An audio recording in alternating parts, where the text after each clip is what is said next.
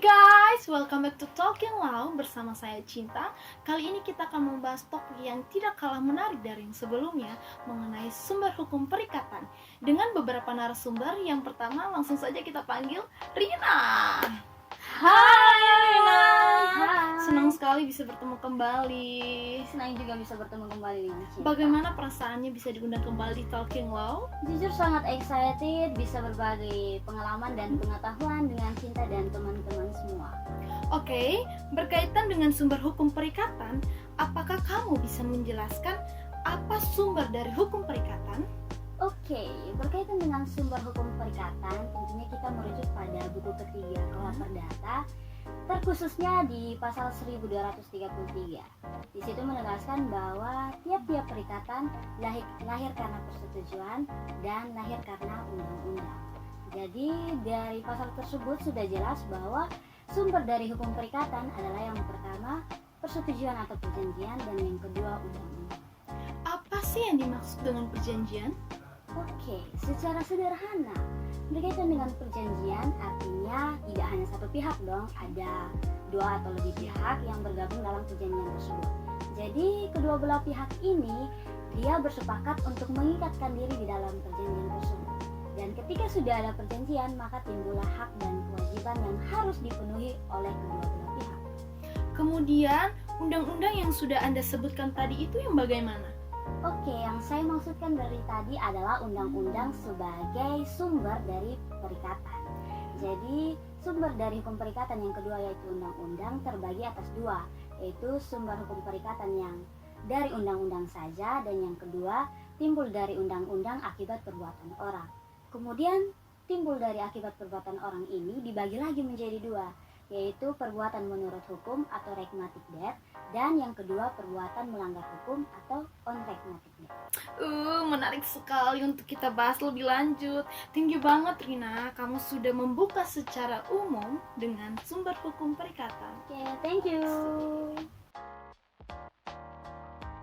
Next, langsung saja kita panggil narasumber kedua, Canda. Hai Canda. Hai Cinta.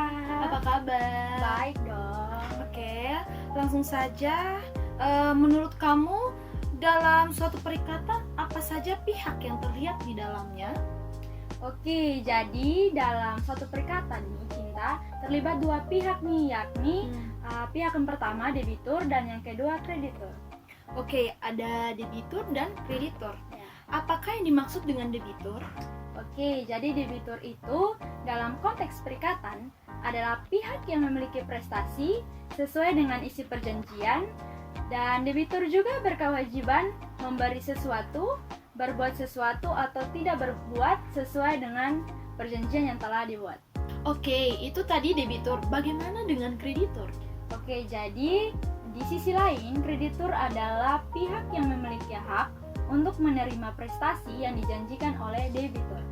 Dan kreditur memegang posisi yang berlawanan dengan debitur, di mana ia memiliki hak untuk menuntut pemenuhan prestasi yang dijanjikan dalam suatu perjanjian. Dari kedua sisi tersebut, manakah yang paling berperan penting? Nah, jadi pihak antara debitur dan kreditur ini Cinta sama-sama berperan penting nih dalam dinamika perjanjian. Kenapa? Karena menciptakan hubungan hukum yang saling melengkapi antara pemberi dan penerima prestasi. Berarti keduanya ini saling mengikat ya, sehingga tidak dapat dipisahkan dalam suatu perikatan. Ya, benar sekali Cinta. Oke, thank you banget Canda. Iya, thank you juga Cinta. Narasumber yang berikut langsung saja kita panggil Mei. Hai Cinta. Hai Mei. guys. Boleh lah sepatah dua kata buat teman-teman Talking Law yang di rumah. Oke, boleh dong. Hai semua, perkenalkan nama saya Meilin Angelica Perry, biasa dipanggil Meilin. Mei juga boleh, sayang juga boleh. Oke, Mei, cukuplah. Kita lanjut.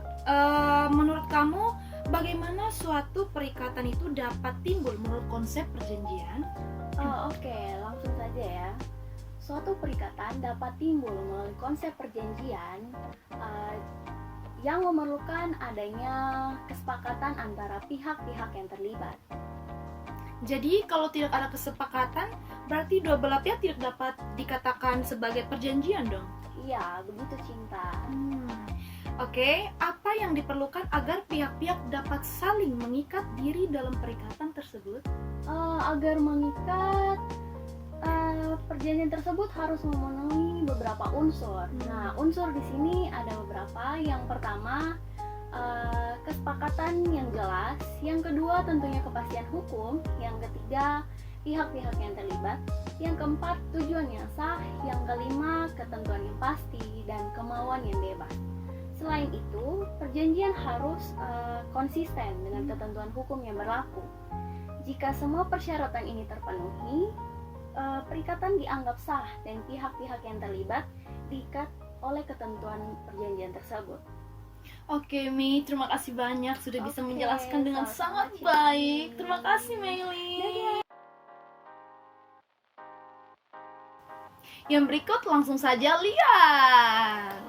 Hai, Cinta. Lian, apa kabar? Baik. Oke, kita langsung saja ya. Jadi kedua narasumber sebelumnya sudah membahas secara detail terkait dengan perjanjian. Nah, ada satu pertanyaan yang muncul di benak saya.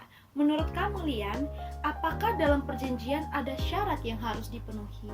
Tentunya ada dong, Cinta.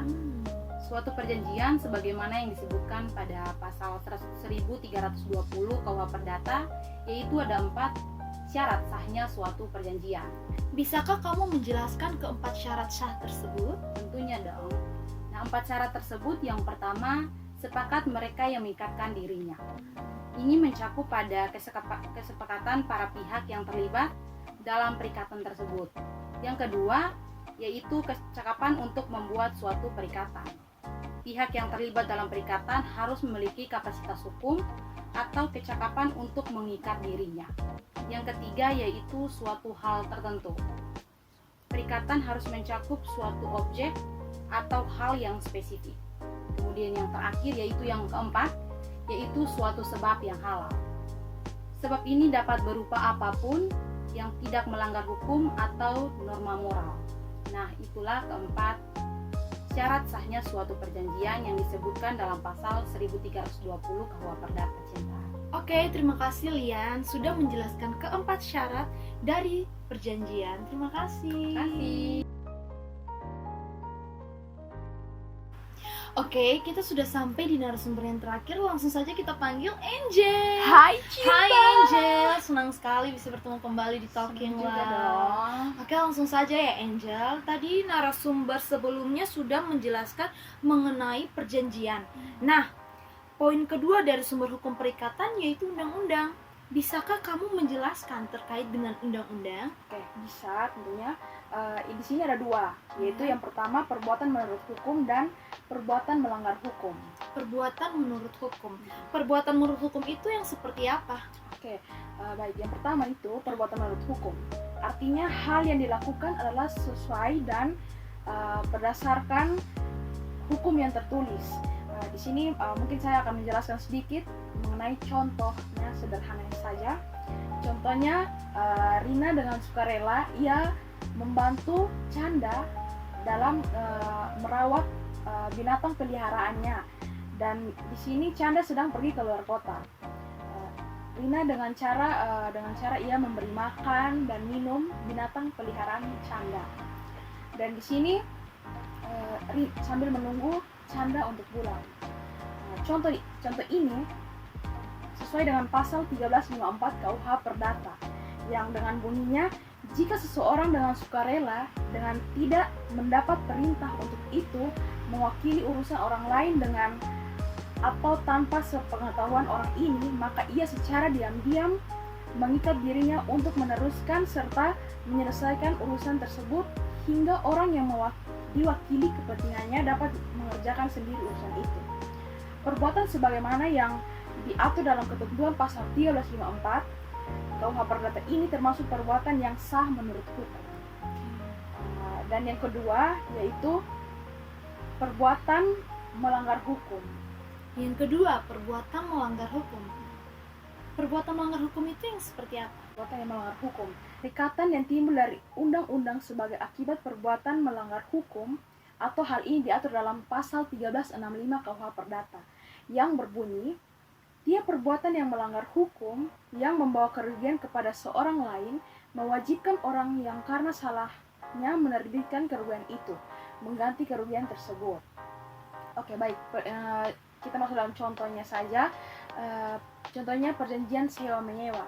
Jadi di sini orang yang menyewa itu kalau dia merusak bangunan itu, ia harus mengganti rugi, dan artinya dia melakukan perbuatan yang melanggar hukum. Oke, makasih Angel, kamu sudah bisa menjelaskan dengan sangat baik sekali buat teman-teman Talking Wow yang di rumah. Thank you. Thank you, Cinta. Wah, sungguh menarik sekali nih topik hari ini dari 5 narasumber terpercaya. Semoga semua yang sudah dibahas boleh dimengerti dan bermanfaat buat teman-teman Talking Wow di rumah. Ketika Anda berkomitmen, Anda sudah membangun sebuah harapan, dan ketika Anda berjanji, Anda sudah membangun sebuah kepercayaan. Thank you for watching.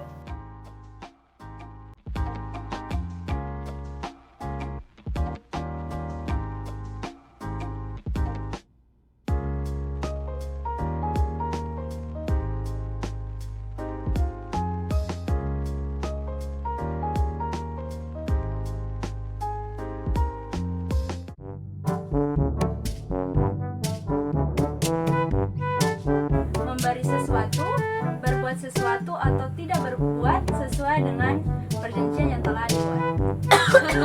Oke, langsung saja kita lanjut.